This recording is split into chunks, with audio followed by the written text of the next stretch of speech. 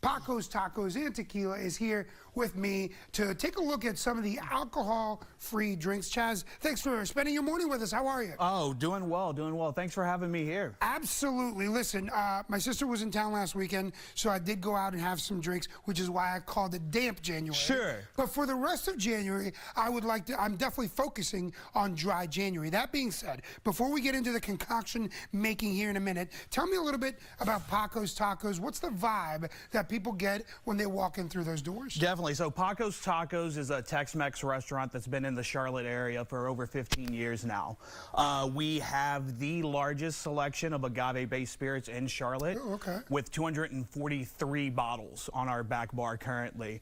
The vibe there is very laid back and approachable. We like to take tequilas and mezcals and showcase them in innovative and exciting ways other than just the margaritas and palomas that everybody knows. Sure. And celebrate the culture that is the agave spirit. And where are you guys located?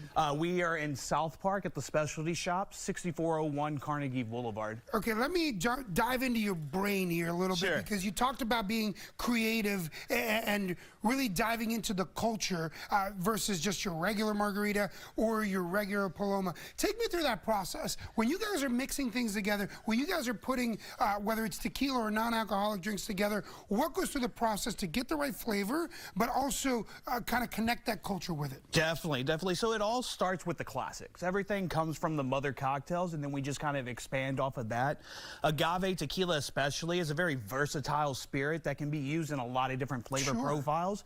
So we take that nice earthy sweetness, the cactus that is the agave, and then mend them with other flavors such as pear or baking spice, especially seasonally right now, and just elevate that product into something that people don't really expect. How cool is it to be able to experiment as a mixologist to really look at what works, what doesn't, and what elevates other flavors? I mean, it's fun. For me, I'm a creative person. I need to get out there and just try stuff, and not everything's a winner, right? That's right. Sometimes you're gonna have some duds, but you learn from that and you kind of expand your palate and just expand your mind into, like, what else can I do with this other than just the simple stuff? We have artists come through this show all the time. You, my friend, are an artist behind the bar. So I appreciate it. That being said, what are we making today? So today we're gonna be making a Nada Paloma. Okay, a Nada Paloma. Nada Paloma. I like it. Nada Paloma, non-alcoholic. Yeah, we have this very amazing spirit that's 0 proof from Cut Above. Now, explain that for me, because when I hear spirit,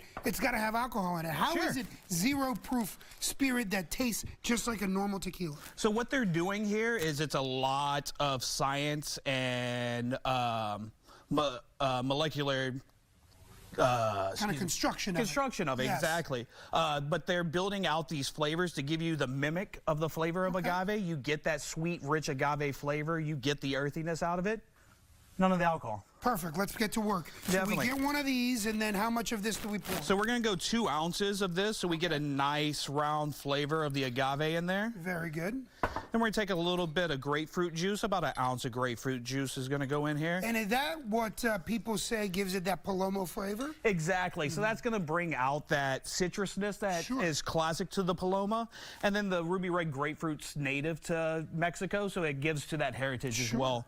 A little bit of lime juice to give a little more acidity and just brighten up the whole cocktail all around. Why is it important to have fresh juices versus what you see in some other places where they put it together and it's fast? Well, it's like anywhere else. The fresher, the better, right? I mean, we can go with the powders and get it out quickly, but the product's never going to be as great. Absolutely. At Paco's, we pride ourselves on being scratch-made and using the finest ingredients. So we want to really celebrate and put everything together to give our clientele something that's worth their time and money. Perfect. And this syrup was which one? So that's a little bit of agave nectar. That is honey that comes off of the agave cactus itself. So naturally, it's going to blend well with the flavors of tequila, and it's also a lower sugar content, so it's a lot healthier than your alternatives of just pure cane sugar. New year, new me. Perfect. I want to take a sip of this. Please. Finish it up. And as you we'll finish top that it with up, some Topo Chico. Topo Chico. Hey, listen, we're talking about culture. That's 100% Mexican culture. Now, I want to put your information up on the screen while you finish this cocktail up so people know where to get more information of Paco's Tacos and Tequila, your Instagram, your Facebook as well. As I take a sip of this, quickly tell tell me, what are these two other drinks in front of me? So the other two in front of us, the first one in the coupe glass is our smoke screen. So this is a mezcal that is 0 proof as well. The nice smokiness of the mezcal without any of the alcohol, with lemon juice and agave nectar. That is delicious. You like my that? friend Chaz, that was perfect. Listen, this is a great way, new year, new me, non-alcoholic drinks with Paco's Tacos and tequila. Jenna, there's 3 of them, so I got you. Don't you worry.